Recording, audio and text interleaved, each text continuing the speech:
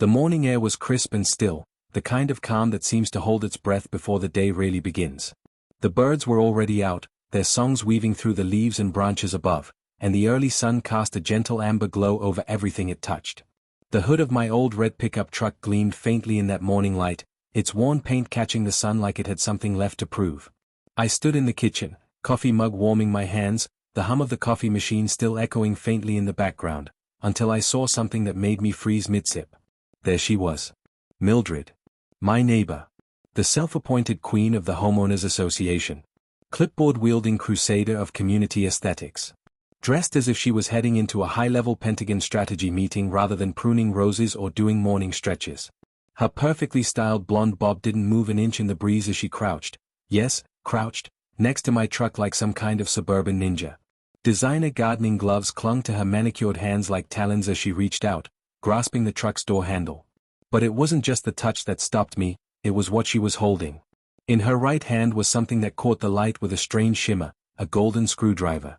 It looked more like a fashion accessory than an actual tool, probably part of some overpriced home repair chic set from an upscale catalog. But in her grip, it took on the sinister air of an improvised lockpick. I blinked. Once. Twice. Nope. Still happening. She was trying to break into my truck. At 7 in the morning. Right there. In broad daylight. On my driveway. While I was watching her from my kitchen window with a mouthful of coffee and the stunned expression of someone who just realized the HOA's biggest threat wasn't paperwork, it was sabotage. I didn't move right away. My brain couldn't catch up with what my eyes were seeing. It wasn't just bizarre. It was surreal. I mean, how many people get to say their HOA president tried to break into their vehicle before breakfast? It took me a full 10 seconds to process what was happening. Another 10 to decide what to do. I could storm out there. Confront her. Yell. But something in me held back. Maybe it was curiosity. Maybe it was the growing need to understand just how deep this woman's obsessive war against my truck went. So I waited. I watched. And in those few seconds, I saw the glint of frustration flash across her carefully botoxed face as the screwdriver failed to do whatever she thought it would. She muttered something under her breath, likely cursing the reinforced lock, and tried again. This time prying at the door seemed like she thought she was disarming a bomb. That's when the absurdity really hit me, before the anger did. This wasn't just an HOA dispute anymore. This was madness. Let me rewind. My name's Ben Carter. I'm 35 years old and I work as a signal analysis specialist for the local aviation museum. What does that mean? It means I tinker with old warbirds, vintage military planes that need their communication systems updated or maintained for modern air shows. I spend most of my workdays elbow deep in World War II radio equipment or trying to make antenna arrays talk to each other the way they did 80 years ago. It's niche work, sure. Nerdy, definitely. But it's work I love, and it pays well enough for me to live in a nice, quiet neighborhood. Or so I thought. A few months ago, I inherited that old red pickup truck from my brother, Jake. He was a quiet kind of guy, the kind of man who could spend a whole weekend soldering circuit boards in the garage and call it relaxation. Jake served in military communications before moving into civilian radio engineering. That truck had been his mobile lab, his base camp for testing field equipment and trying out new antenna designs. We worked on dozens of projects together, and every scratch on that dashboard, every dent in the hood, every odd-looking device bolted to the bed had a story behind it. When Jake died, suddenly, tragically, keeping that truck running became more than just sentimental. It became necessary. It was my way of staying connected to him, of honoring everything he'd built, everything he taught me. I didn't expect anyone else to understand that. But I also didn't expect to be treated like a criminal for simply parking it on my own property. And that's where Mildred enters the picture. From day one, she had it out for me, or more specifically, for the truck. I remember our first conversation vividly. I was unloading a heavy aluminum storage case from the bed when I heard the distinct click-click of heels on pavement. I turned around and there she was, clipboard in hand, oversized sunglasses perched on her nose like a trophy from a reality show about suburban warfare. "Welcome to the neighborhood," she said, voice as sugary as a poisoned cookie. "I'm Mildred from the HOA board. Just wanted to make sure you're familiar with our community standards." I thanked her politely. "That's what you're supposed to do, right?" Smile and nod. I figured she was just being thorough. But then she looked at my truck with this sort of theatrical wince, like she was staring into the sun. "That vehicle," she said, "doesn't quite match our aesthetic guidelines." but I'm sure we can work something out. Now, here's the thing. Nobody says we can work something out unless they're about to make your life hell. It's the kind of phrase that comes right before a lawsuit or a forced smile in a courtroom. Her problem wasn't with noise or safety. It wasn't even with where I parked. Her issue was entirely visual. The truck didn't fit the neighborhood's image. It was too old. Too red. Too full of suspicious radio equipment. I tried to explain, calmly, respectfully, that the equipment was necessary for my job. That it wasn't illegal. That I wasn't violating any ordinances. She didn't care. She took pictures. With her phone. From every angle. Muttering about violations and documentation like she was the sheriff of suburbia. At one point, she pulled out a literal measuring tape and started jotting down the truck's length and height, as if it was some rogue elephant she was trying to wrangle into the community zoo. I should have seen it coming. The campaign. The psychological warfare. The neighborhood gossip. Within days, I started hearing whispers. Neighbors giving me weird looks. One guy across the street actually asked if I was monitoring radio signals illegally, because Mildred had hinted that my truck was some kind of spy van. Another woman told her kids not to go near my driveway because of the antennas. I became that guy, the weird loner with the scary truck. And all of it? Based on aesthetics. Perception.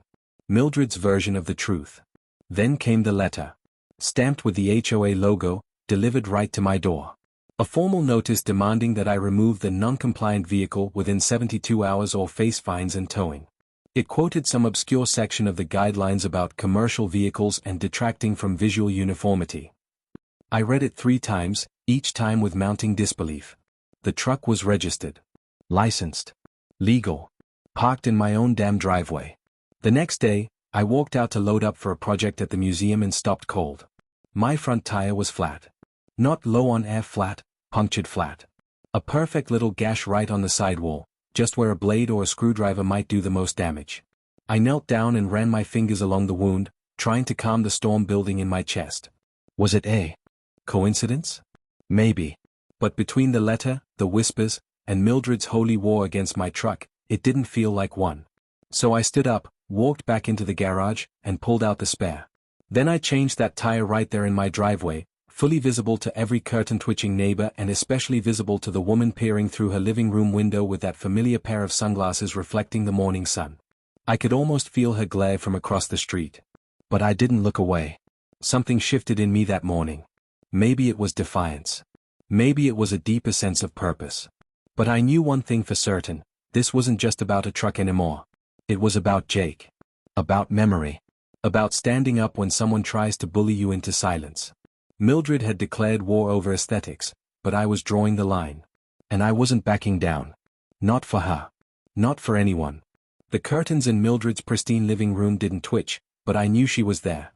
I could feel her watching me from behind those perfectly pressed white panels, likely holding her breath in the hope that I'd finally surrender and remove the truck once and for all. Maybe she thought the punctured tire would break my spirit, that the inconvenience would tip the balance in her favor.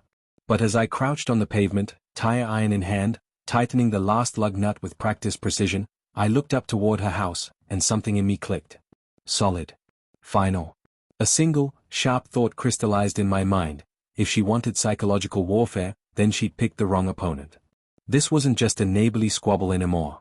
This had become something else, something colder, more calculated. Mildred wanted a battle of nerves? Fine. I'd worked with encrypted comms, military protocols, and security calibration systems. I knew how to build tension without ever raising my voice. And more importantly, I knew how to project authority, mystery, and just the right amount of unease, without ever breaking a single law. But I also knew that if I chose to go down this path, it wouldn't be without consequences. There's always a cost to escalation. And as I stood there in my driveway, watching my own reflection ripple off the polished red door of Jake's truck, I realized I was about to find out what that cost would be. The flattened tire wasn't just an inconvenience, it was the moment everything shifted. Up until then, I'd been trying to play nice.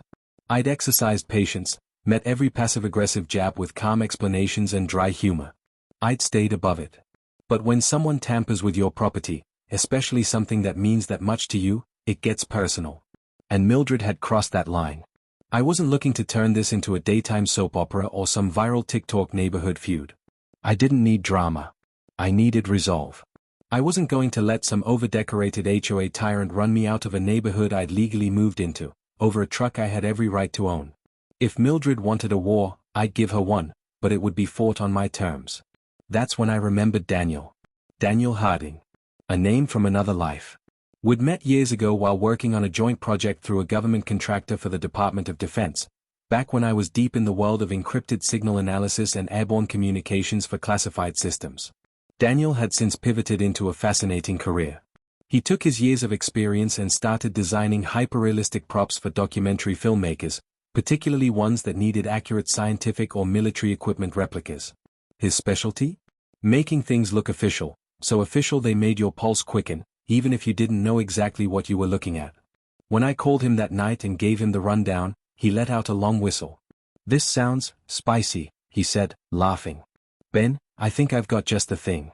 I've still got the stuff from the NASA exoplanet dock in storage, gear that looks like prototype radiation monitors and encrypted uplink terminals. Throw in a few blinking LEDs, some data tags with big warnings, and you'll have her thinking she's living next to a clandestine field operative." I grinned, imagining Mildred's expression. She's already convinced I'm running some kind of illegal operation. This might push her over the edge. Daniel chuckled. "You sure you're ready for that? Some people don't break when you push them. They dig in harder." "I'm counting on it," I replied. "I want her so deep in her own paranoia that she buries herself." And just like that, the game plan was born. Meanwhile, Mildred was ramping up her own version of psychological warfare, oblivious to the fact that she just started a cold war with someone professionally trained in system subversion and behavioral observation. First came the trash cans. I woke up one morning to find them subtly repositioned, angled just enough to make backing out of my driveway a slow, frustrating zigzag. Not technically blocking anything. No violations, no notes left. Just enough to annoy. And when I moved them aside, she came marching out like a suburban general. "Those are positioned exactly for optimal pickup efficiency," she snapped. I didn't even argue. I just nodded and said, "Sure they are." No sense reasoning with someone who's already decided you're the villain in their fantasy. You don't debate the villain in a story like this. You just change the ending. But the petty tactics didn't stop there. No, Mildred leveled up. She started whispering to neighbors. Kids. Anyone who would listen. I caught her one morning talking to a teenager walking his Labrador, cautioning him not to get too close to my truck because of radiation concerns. She said it like it was fact. Like my equipment was spewing gamma rays instead of harmless RF test signals. She even told the woman 3 houses down that my antennas might be a health hazard and suggested I might be conducting unauthorized surveillance. Surveillance. In a neighborhood with 4-way stop signs and plastic flamingos. Then came the signs. I pulled into my driveway one afternoon after a long day of museum equipment testing, and there it was, Mildred's newest assault, custom lawn signs. Visual pollution alert. In bold black and red font. Arrows pointing directly at my truck. Her entire front yard had been transformed into a propaganda campaign, as if the HOA had launched a full-scale protest. It would have been funny if it weren't so incredibly petty. But that was her game now. Make the neighborhood uncomfortable. Turn people against me. Create a movement out of her obsession. And it worked. Kind of. People did start noticing. But not in the way she hoped. I overheard neighbors muttering about how Mildred's really lost it this time, or how it's just a truck, not a toxic waste site. Her extremism was backfiring, and I was about to give her the final push. The second HOA warning arrived on a Tuesday, another formal letter citing more obscure clauses, this time threatening fines starting at $500 if I didn't remove the truck within 72 hours.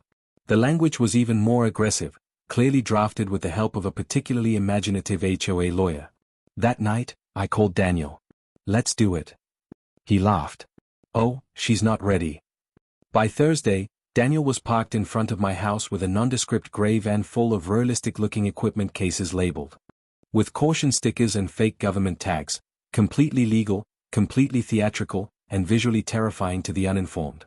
We staged everything carefully. I added a subtle but ominous sign to the side of the truck. Equipment under calibration, do not disturb, Federal Safety Guideline 94A. Totally meaningless to anyone outside our field, but just vague enough to sound dangerous. I even added a few small radiation warning decals Daniel had printed for film shoots, positioned in view but not prominent enough to scream fake. Then came the ambient sound effects. A low, pulsing hum speaker mounted discreetly in the garage that would activate at random intervals. The effect was chilling, even to me, and I knew exactly what was going on. To Mildred? It probably felt like living next to Area 51. Next, I staged a few suspicious phone calls on the porch at strategic times, just loud enough to be overheard. No, the uplink module still needs frequency isolation. We can't risk crosstalk with the FAA systems. No, the calibration needs to finish before I can initiate Phase 2. Understood. Secured by midnight. Was any of it illegal? Nope. Did any of it directly mislead? Not even slightly. I really was calibrating systems for the museum, just not ones that interfered with any flight paths. But perception is everything. Mildred became visibly frayed. I saw her watching through binoculars one morning, scribbling furiously in a notebook. She stopped talking to neighbors and instead started recording video from her front lawn. Her hair wasn't as neat. Her outfits, usually crisp and tailored, started looking more rushed. The woman was unraveling, thread by thread. The final phase was brilliantly simple. I left town for 48 hours. I had a scheduled conference on legacy signal harmonics, a real work event, but the timing couldn't have been better. I left everything just as it was. The gear, the signs, even the humming speaker on a timer. And then I waited. When I returned late Sunday night, Daniel was already parked outside my house. "She's been at DEFCON 2, he said, laughing. "I saw her circling your driveway with a measuring wheel. She even tried taking pictures of my license plate when I came by to check the calibration unit." "Perfect," I said, unlocking the garage. "Let's give her something really memorable." Daniel opened the van, revealing the pièce de résistance, a full replica field case rigged with blinking lights, laminated caution sheets, and a fake access code keypad. It looked intimidating. It looked expensive. And most importantly, it looked government-issued. I carried it out to the truck, casually placed it in the bed, and locked the case with a dramatic click. Mildred was watching. I smiled. She had wanted a war over aesthetics. What she got instead was a masterclass in subtle retaliation. And I wasn't even done yet. "You're going to love this," Daniel said, grinning like a child at Christmas as he unloaded the first of several matte gray metal cases from the back of his van. Each one clinked softly with authority, outfitted with electronic combination locks and subtle ridges that made them look more like something you'd find in the cargo bay of a military aircraft than a civilian vehicle. These were custom-built for that NASA docudrama on deep space mission security protocols. Totally inert. Just props. But I swear, I've had real security guys do double takes. He handed me one, and even I paused. The heft of it felt real. The material was cool to the touch, and the fake security clearance tags, slightly frayed at the edges, as if they'd been handled under pressure, added a weight that went far beyond the physical. As Daniel unpacked more gear, I could see he was in his element. This wasn't just a prank to him, it was artistry. Performance. Theater with stakes. But the pièce de résistance was what he affectionately called the surveillance skin, a matte black panel with embedded filament lines and small metallic nodes that looked like it had been lifted straight off an NSA drone. "It does absolutely nothing," Daniel admitted with a smirk, running a finger along one of the fake induction seams, "but if someone even thinks they know what it is, they'll freak out. It's designed to suggest functionality without ever confirming it." And he was right. Even knowing it was purely decorative, I couldn't help the strange unease I felt as we fitted it to the side of the truck. It transformed the entire aesthetic. What was once a restored pickup with sentimental value now looked like a mobile command center on covert assignment. Within a couple of hours, the transformation was complete. Professional-grade storage boxes with digital keypads were anchored into the truck bed. Each lock beeped softly when activated and flashed a small green LED when disengaged.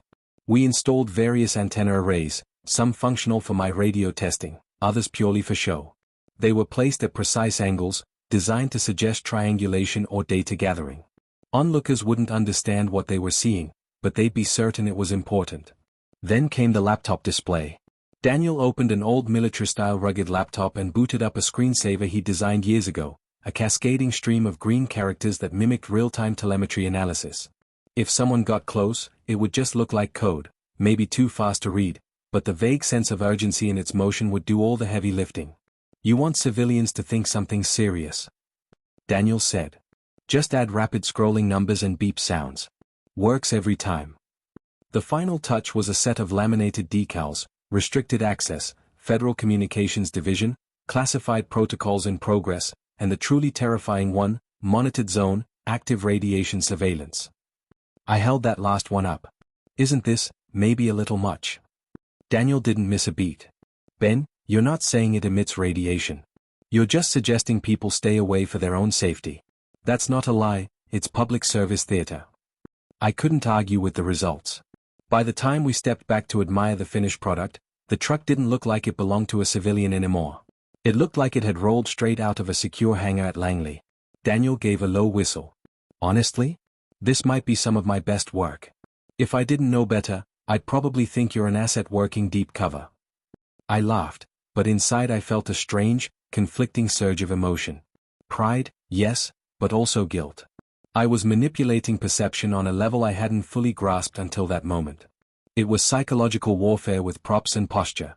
Mildred had pushed me to this point, but now that I was staring at the full weight of what we'd created, I couldn't help wondering if we'd gone too far. The answer came sooner than expected. Word started to spread almost immediately. It began subtly, lingering glances from neighbors, hushed conversations just barely audible over the hum of lawnmowers and sprinklers. One neighbor, an accountant named Rick, wandered over under the guise of returning a misplaced Amazon package, but his eyes never left the truck. So, Ben, he said, shifting awkwardly from foot to foot, heard through the grapevine you're involved in. What is it, government communications? Like federal-level stuff. I gave him the smallest smile, the kind you practice in front of a mirror when you want to say everything and nothing at the same time. Let's just say my work involves secure equipment and some sensitive testing protocols. Technically, that was true. The museum's aircraft systems did require a decent level of radio security, and I was routinely involved in equipment that couldn't be casually shared. But paired with the visuals, the antennas, the blinking locks, the mysterious decals, it suggested something else entirely. That evening, I enacted what Daniel and I jokingly called the nighttime security protocol. It was theater at its finest. I waited until the shadows stretched across Mildred's lawn. Her windows were lit, the curtains slightly parted, her usual post at dusk. I stepped outside in a plain black jacket, clipboard in hand, and began checking the locks on the truck bed cases, carefully entering each code with the kind of precision you'd expect from a field technician under strict protocol. When one lock flashed red, intentionally rigged to do so, I frowned and made a note. Then came the blue LEDs. Daniel had wired them into the interior cabin. I activated them with a remote in my pocket. They blinked in a slow, deliberate pattern, steady, clinical. I could almost hear the gasp from across the street. Protocol 7 now active, I said aloud, projecting my voice just enough to carry across the yard. Mobile unit secured for overnight monitoring. Logging phase complete. I even threw in some extra flair, speaking into my phone with a deadpan tone. Yes, sir. Confirmed. Surveillance layer is stable. Maintaining radio silence until 0600 hours. Perimeter locked. It was a performance worthy of Off-Broadway. And it worked. The next morning, the mailman approached the house with visible hesitation. He stayed on the sidewalk, extended the envelope as far from his body as possible, then all but tossed it into the mailbox before retreating quickly. I watched from the kitchen window, sipping coffee with the satisfaction of a magician pulling off the perfect illusion. But the effect on Mildred was more profound than I could have predicted. It started with her lawn schedule. Mildred, known for her perfectly timed gardening routines, began skipping them. Then I noticed her shades were drawn more tightly than usual, except for one sliver, always aimed directly at my driveway. On the third night, I spotted the unmistakable glint of a telephoto lens peeking from the upstairs window. She wasn't just watching. She was documenting. And that's when I learned she had started a formal incident log. One of the other HOA members, a kindly older woman named Evelyn, pulled me aside at the mailbox. I probably shouldn't be telling you this, she whispered, eyes darting to Mildred's house, but she called an emergency board meeting. Said she had evidence of a surveillance operation happening right here in the neighborhood. I raised an eyebrow. She's been showing everyone a notebook. Timestamps. Descriptions of your equipment changes. Even drawings of the antennas. She drew the antennas? From memory, Evelyn said. In color pencil.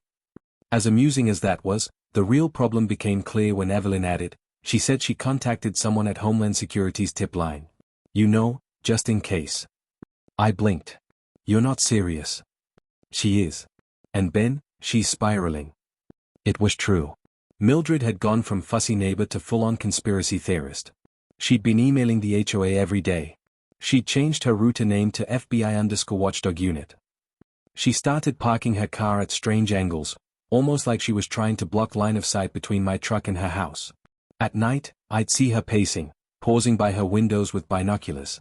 Sometimes she stood perfectly still, as if trying to hear through the glass.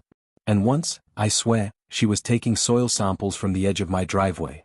I should have stopped it then. The joke had gone far enough. But part of me was fascinated, watching someone unravel, slowly, methodically, all because they couldn't handle ambiguity. Daniel came by to check on the setup, and I gestured toward her house. She's been at that window for 3 days. I think she stopped sleeping. He whistled, low and long. Man, we built a monster. A legal monster, but still. Then he paused. Are you ready for what happens if she actually breaks? Like, if she calls the real feds? I laughed, but it was hollow. Because I wasn't sure anymore. We'd pushed buttons we hadn't fully understood. And now, standing in my quiet driveway, the early evening light casting long shadows across the decals and antennas, I realized the fear I saw in Mildred's eyes wasn't performative. It was real. Genuine terror. And we had crafted it, on purpose. This wasn't just psychological theater anymore. It was a slow-burn panic, winding tighter each day. And people driven by fear don't stay still forever. Looking back, I should have known. What came next was going to escalate everything. And it did.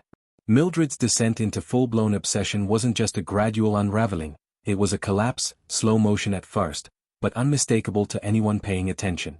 I saw it in the way she started walking the perimeter of her own lawn like a sentry guarding state secrets, muttering to herself about national security threats and neighborhood safety protocols. Her hair, once meticulously styled in a blonde bob, now seemed frayed and hurriedly brushed. Dark circles had settled beneath her eyes. The woman wasn't just nosy anymore, she was unhinged. And I was beginning to feel like I'd triggered something I couldn't untrigger. You could hear her sometimes, barefoot at 2 a.m., pacing inside her house with the lights off, her silhouette twitching behind the blinds like some suburban ghost. On one occasion, I stepped out for a late-night calibration test and caught her crouched behind her own hedge with a pair of binoculars aimed directly at my truck. The lens glinted in the moonlight before she ducked. I could hear her scrambling back through her garden like a raccoon caught raiding a trash bin. That should have been enough. But Mildred wasn't finished. One afternoon, while I was double-checking a data link on the back panel of the truck, she stormed across the street with the righteous fury of someone who believed she was backed by law. Clipboard in hand, she thrust a sheaf of documents toward me. I am acting under Section 12.7 of the HOA bylaws, she declared, eyes alight with fervor. It gives community board members the authority to investigate suspected safety hazards threatening neighborhood integrity. That includes yours. I blinked at her. Section 12.7? It's in the Emergency Safety Exemptions Clause, she added quickly, as if afraid I'd interrupt. You may not be aware of it because it's referenced in the appendices. I took the papers and gave them a cursory glance. They were clearly printed at home, riddled with what looked like selectively bolded text and underlined phrases. I couldn't find anything resembling actual legal language, and I was fairly certain she'd Frankensteined the whole thing together from unrelated policy snippets and legal-sounding fluff. But she stood there with the authority of someone who believed every single word. I handed the papers back.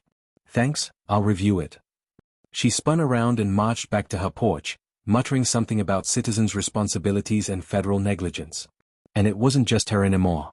Other neighbors had started to shift their attitudes. The invisible line between curiosity and suspicion had quietly moved in the direction of distrust. Robert, the dentist from across the street who'd once shared beers with me during backyard barbecues, approached me at dusk while I was synchronizing the data loop on one of Daniel's dummy sensors. So, he began, hands in his pockets, voice low. Be honest. Is this truck federal? Like, should we be worried about anything hazardous? His tone was casual, but his eyes darted toward the antennas bristling off the rear panel like a man gauging whether he should call his cousin in the city or a hazmat team. My work is confidential, I said, maintaining a half smile that didn't quite reach my eyes. But it's all legal, safe, and cleared. Nothing you need to worry about. I could tell he wasn't reassured. And I couldn't blame him. Between the LED sequences, the warning decals, and the prop-grade hardware Daniel had installed, the truck did look like something out of a classified surveillance film. The psychological impact was spreading like an invisible fog across the neighborhood. Fear has a way of multiplying when it's not understood. I called Daniel that evening and told him the whole situation might be getting out of hand. Maybe it's time we pull back a little, I suggested. She's starting to spiral. And people are getting edgy. There was a pause on the other end before Daniel spoke. Ben, if you pull back now, Mildred wins. She'll go right back to her HOA crusade and act like you were guilty all along. Sometimes the only way to stop people like her is to let them crash into the wall they built themselves. He wasn't wrong. But it didn't stop the knot in my stomach from tightening. That Thursday night, everything changed.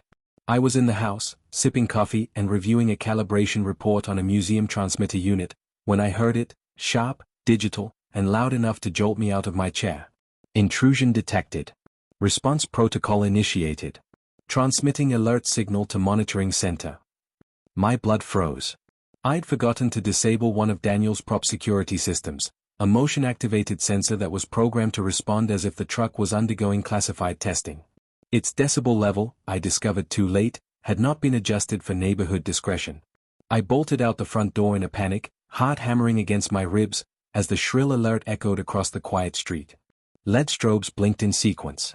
Red light flashed like a runway beacon.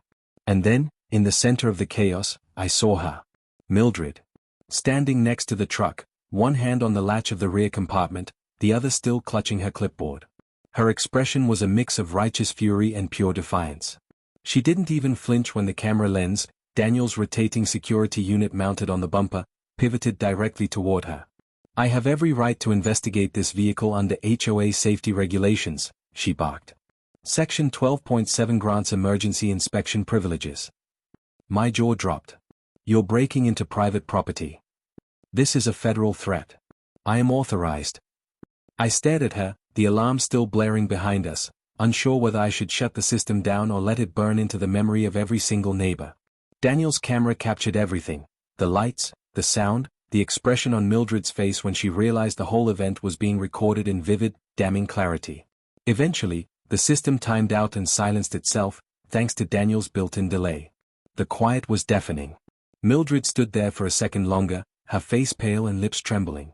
Then she looked around, first at me, then at the dim silhouettes in other windows, then back at the blinking equipment. For a moment, her mouth opened as if to speak, but nothing came out. She dropped her clipboard and stumbled backward toward her porch. And in that silence, standing alone by the truck, I didn't feel victorious. I felt hollow. The plan had worked. Too well. I had manipulated her into breaking down, and breaking in, on camera. But at what cost? The next morning delivered what I can only describe as overkill. At precisely 9:15 a.m., two black sedans glided up to my curb like ghosts. No logos. No plates I could see. Just dark, glossy metal and tinted windows. Daniel had really outdone himself.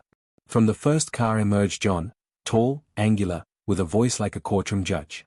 From the second, Claire, dark glasses, steel posture, carrying a tablet she used like a search warrant. They were actors, of course, professionals from Daniel's documentary work. But you'd never know it from the way they moved.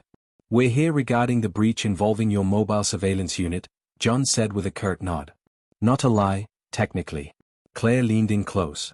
"We received a call," she whispered. "From your HOA board. Someone asked if you were part of an active operation." I swallowed. Hard. The performance that followed was Oscar-worthy. They inspected the truck, made vague observations about tampering, documented evidence, and never once claimed to be federal agents. They didn't have to. Their silence spoke louder than any badge. Claire turned toward the growing audience of neighbors. "Multiple unauthorized access attempts," she said in a clipped voice. "This unit has been compromised. We'll file a report and escalate as necessary." Mildred's curtain didn't twitch that day. It remained shut, a tight barrier between her and the fallout she had helped create. And as I stood beside my over-engineered truck, pretending to consult with two fake agents while my neighbors whispered and stared, I realized something I hadn't admitted until that moment. This had gone far beyond revenge. What started as a clever psychological operation had become something darker. Something irreversible. And I wasn't sure anymore which of us had truly gone too far.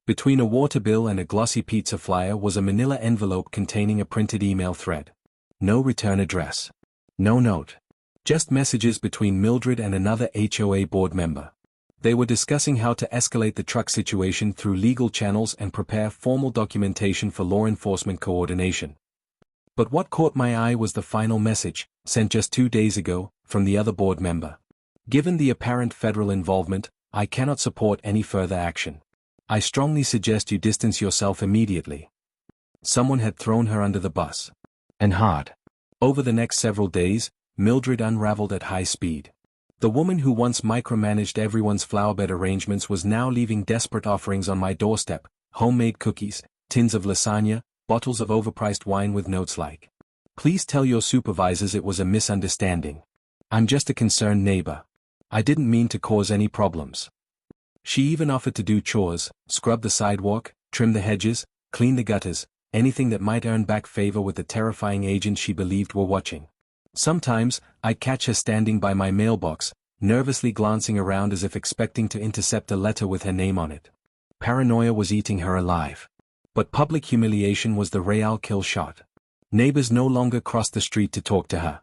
They whispered in tight huddles on their lawns, stealing glances at her windows. One teenage boy shouted across the street, "We saw what you did, Mildred. Breaking into government property? That's insane." She didn't respond. Just ducked behind her blinds and vanished. And that's when it hit me, this wasn't funny anymore. Seeing her spiral like that, it triggered something. A memory. When I was 12, a teacher had wrongly accused me of cheating. I spent weeks terrified, unable to sleep, convinced it would go on my record and ruin my life. That feeling, helplessness in the face of something larger than yourself, was now stamped all over Mildred's face.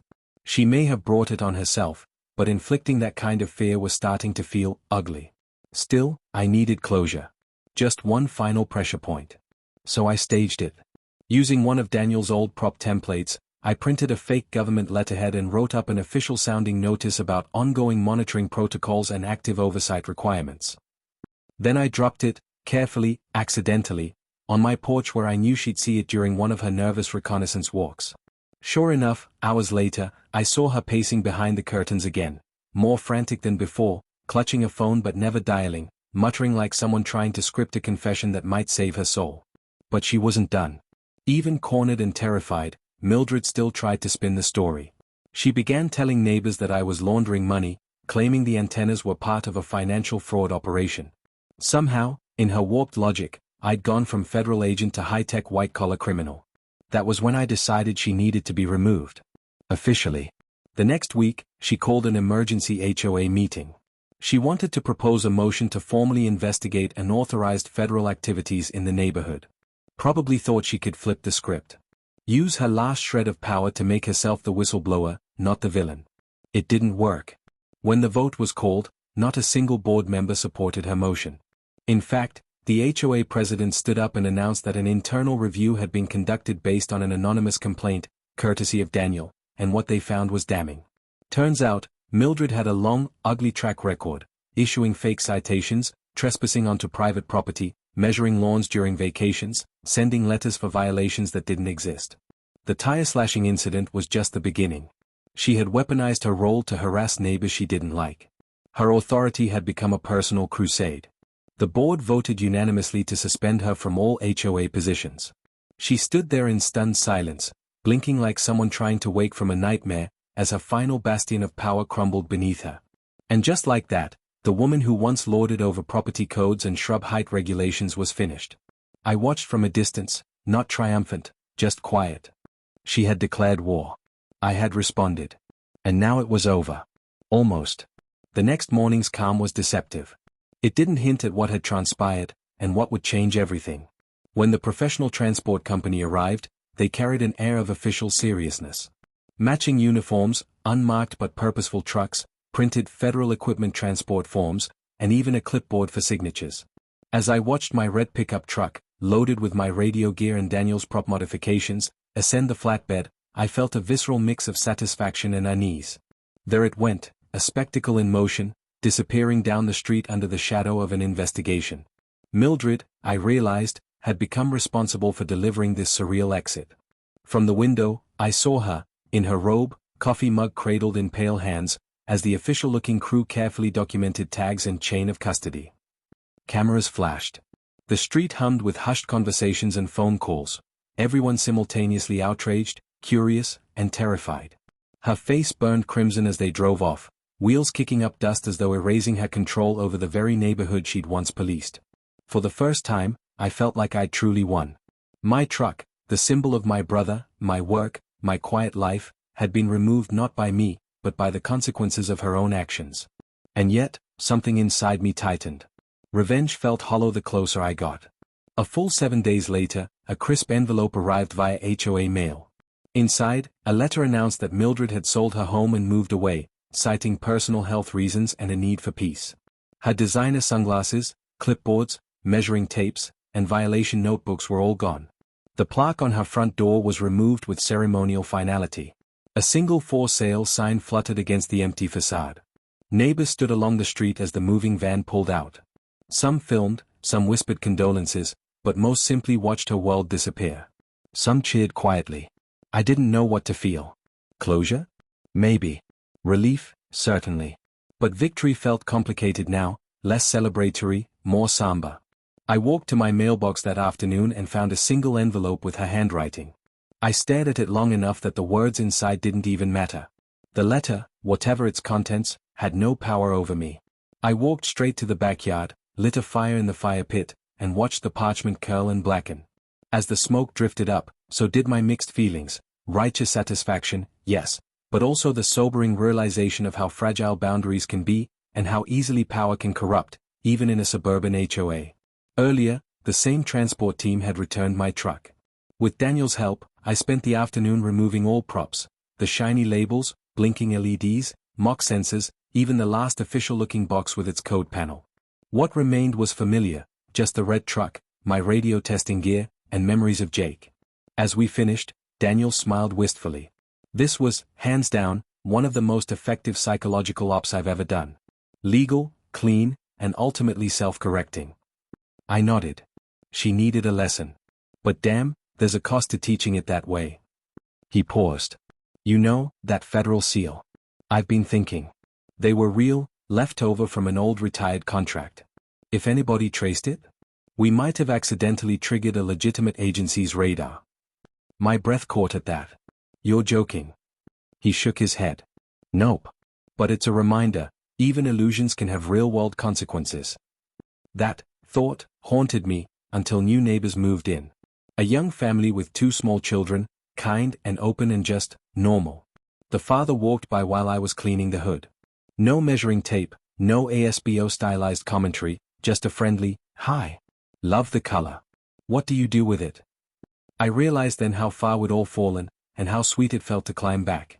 The contrast between the stifling tension Mildred had bred and this simple neighborly curiosity was like shifting from monochrome to full color. Their presence healed the street. Their kids played in the yard where Mildred once patrolled. It tugged at something deep in me, the knowledge that big victories sometimes mean small, quiet resets, the kind that take months to feel real, but begin with a clean slate.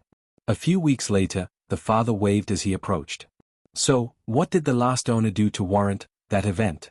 He asked, glancing at my formally embroidered barbecue grill. I smiled, shrugging.